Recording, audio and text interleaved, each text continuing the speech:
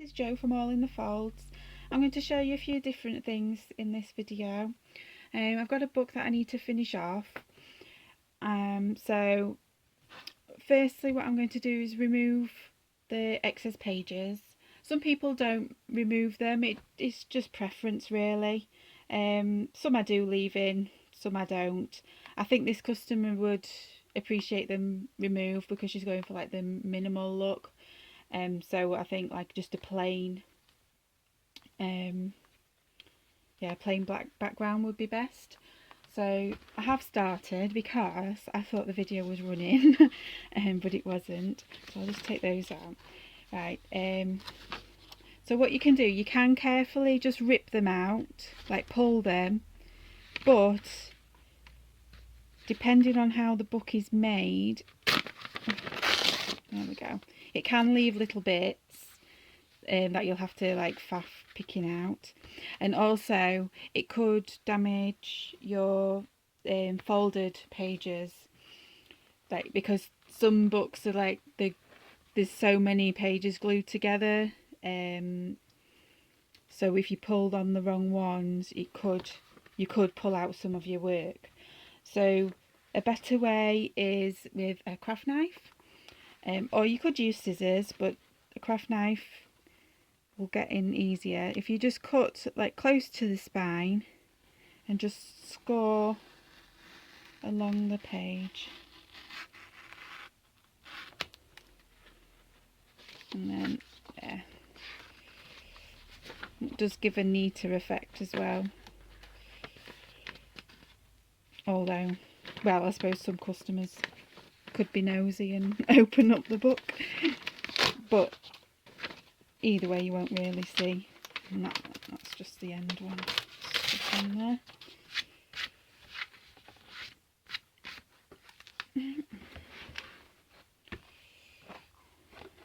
On the other side.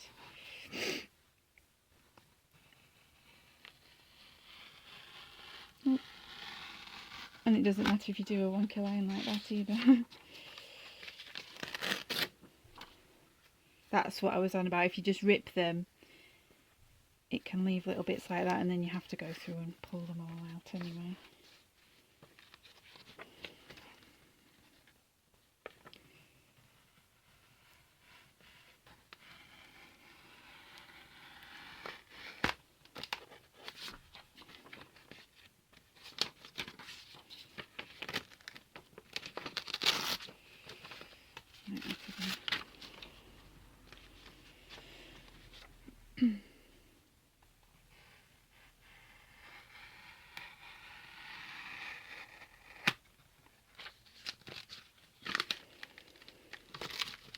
Oh, they're all coming out.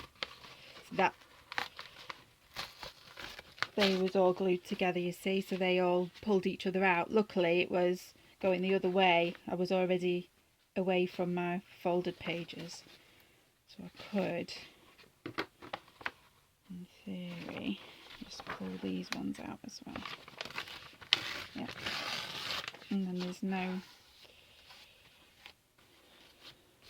thing. So I would just leave those bits, because like I say, which one is it? That way. You don't see when it's closed up properly anyway. Right, another thing is, this happens to just about every book.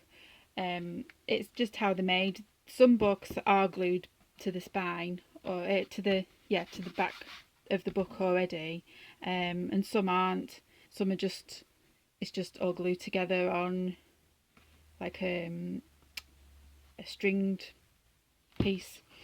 So when you've finished, once you do this, when you've finished your folding, because it will arch it a little bit, so you need your glue gun. I'll just move this out of the way so I don't get glue on it. Right, so I've got my glue gun here warming up. So what you need to do, right, because I'm covering it as well, I don't want to glue all the way up to the top yet, because I want to poke my fabric down. So if you aim away from the top but towards the middle, and then if you grab all of your fold and lay it down and push it down onto the spine, that is the easiest way. Because if you do it while it's stood up and you push onto the spine, you could burn your hand through there, because it does get really hot as well. Right, that's there, and see, I've still got a gap here that I can poke some down. Put a little bit down the bottom there as well. But if you grab all of the fold, then you're not going to damage the front of your pattern.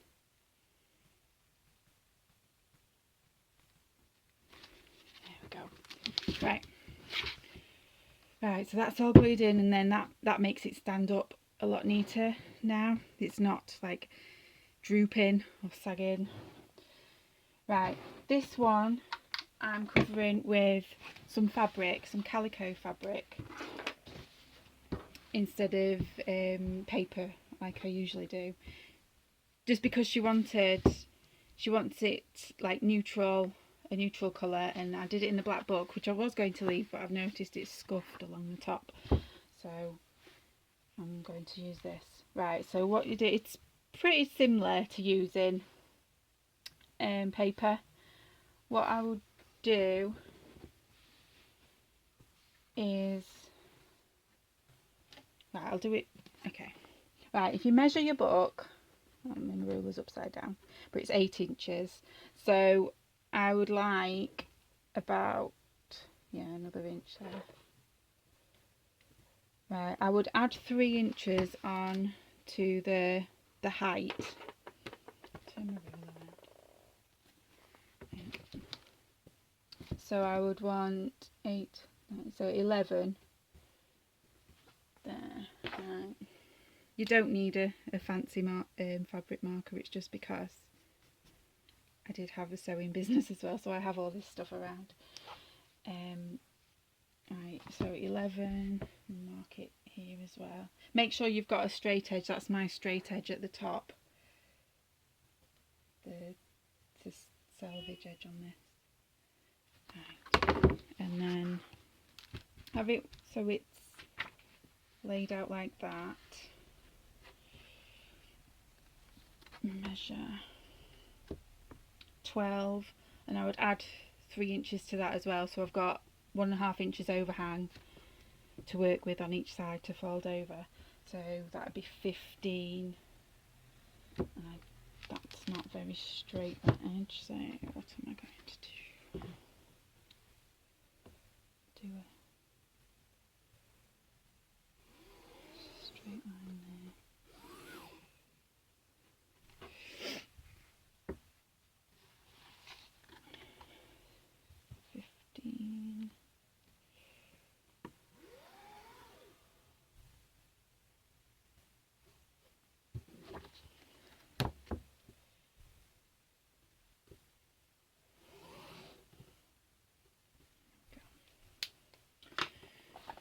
Right, and then cut out the piece that you want to work with. Again, use scissors. I've got a roller cutter, rotary cutter, just because it's part of my business stuff.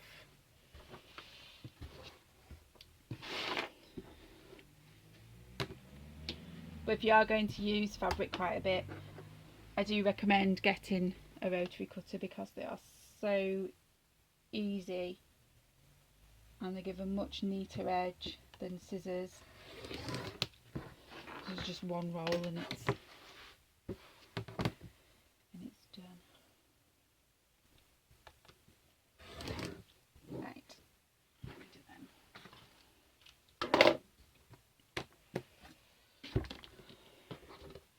Okay, right, so I've got my fabric. If you place it in the middle. Now what I do is I mark where the spine is, like I do a V shape from the edge of the spine, like that, and that is where I will cut. Oops. And the same on the top.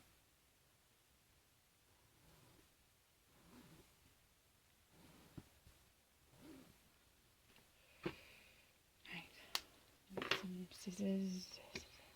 There. Just take it off a minute.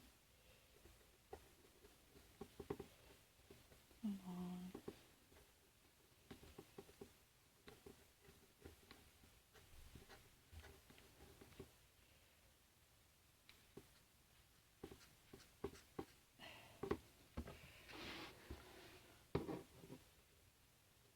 I've been naughty and used these for paper and card and stuff, so now they're not working very well on the fabric. There we go, got it.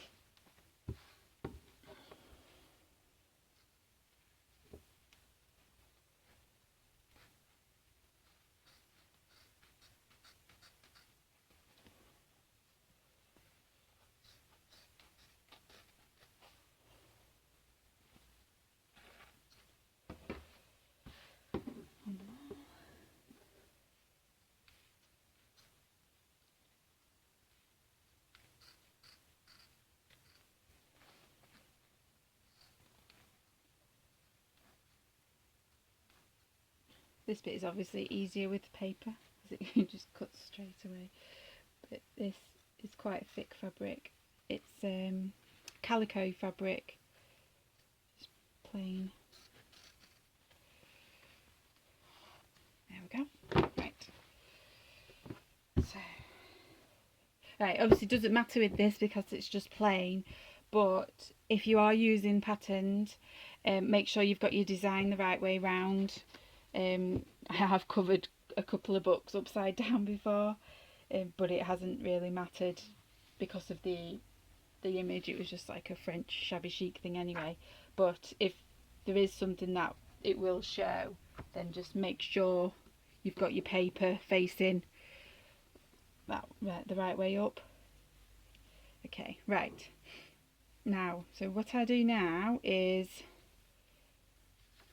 keep them up out the way because those will cover the edges of this. So what I do is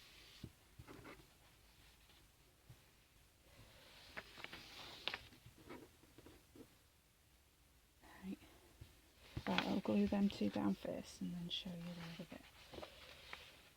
So you have to be quick with the glue gun.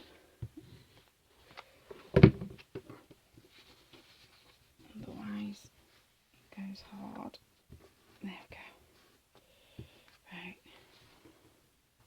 Right, and then what I do is I fold the corner down a little bit first.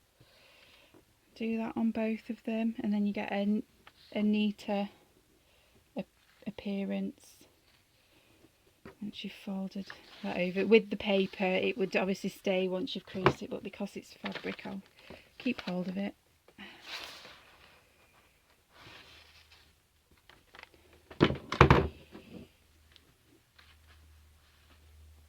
Get in there.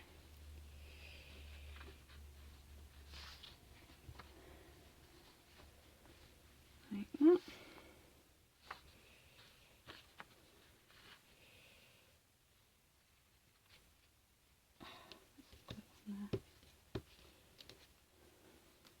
be careful with your glue gun that you don't get it on the bit that will be on show. Right, and then do this side. So you glue top, bottom,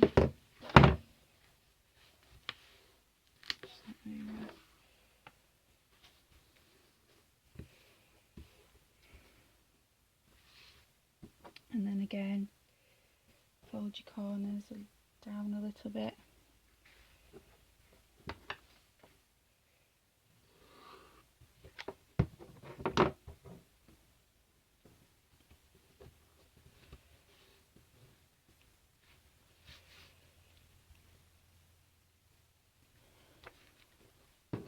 Right, and then the spine bits, poke, where is it? I usually use a cocktail stick, but I'll be using this palette knife today, which has been used before because it's covered in glue. Right, so stick some glue down, and then you need to tuck that in. So you can tuck it in with like a kebab stick's probably best because it's a bit bigger, isn't it?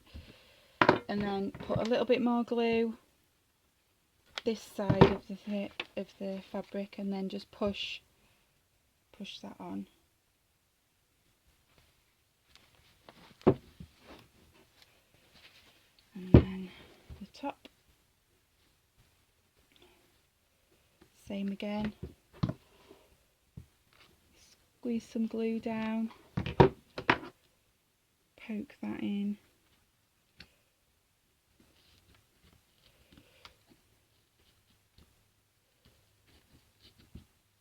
You need to get it all in. I should have probably cut a bit off of that to make it flat so it doesn't leave a bump showing on the outside, and then just glue that too.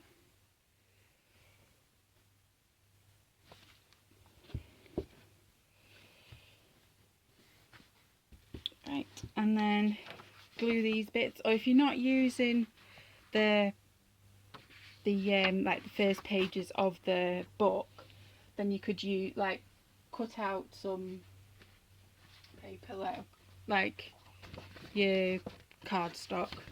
You could cut that to size and stick that in, and it just covers up this bit. But with this one I'm using the page, so what I'll do is, I'll lay it on the spine, and then that way it's going to make sure it's glued in the right place. So you glue around and a little bit in the middle, and then just push it down.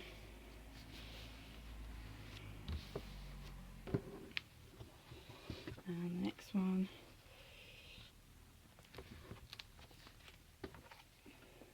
glue around a little bit in the middle, and push it down. And be careful doing this bit as well, because if the glue comes out here you could still burn your fingers. So don't do it right to the edge. If you need to, like I need to on this corner, just put a little bit of glue in when you're done. There we go, and then that's that covered. Ribbon, and what I'm going to do, I think, with this one is put it around the middle. Most books would have it along the bottom, but because this is a two-liner, and because my line is a little bit wonky where I cut, I'm going to do this in the middle. Now you can do it all the way around. What I do on some is I stick the first bit, let it dry, and then it won't fall off again while you're doing it. And then make sure your book is at the right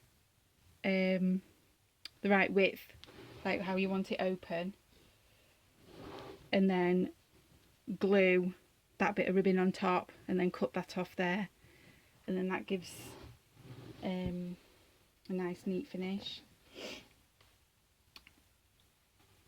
And that's probably what I will do with this one actually. I was going to just do it on the inside, but I think it'll work better that way. Right, okay.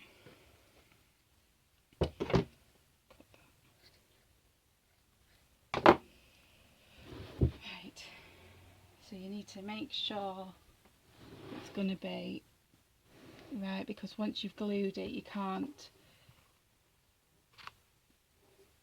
move it very easily, especially when it's glued onto paper, because it just rips. Right, then about there.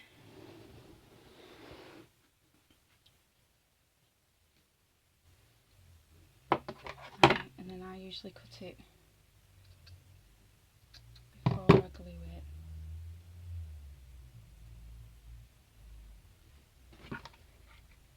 And then stick that on the top.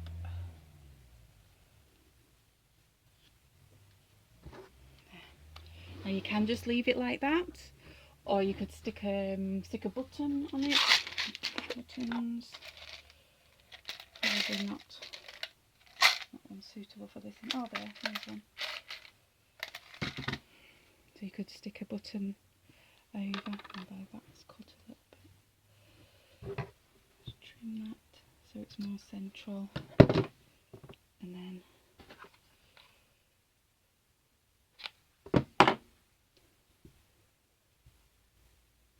stick that in there.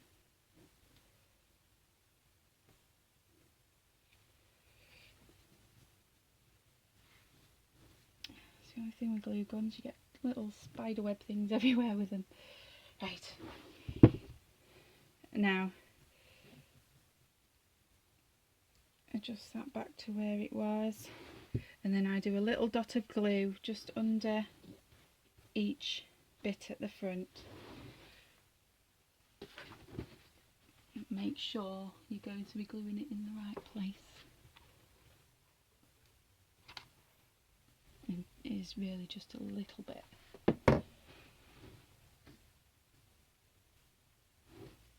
Make sure it's straight too.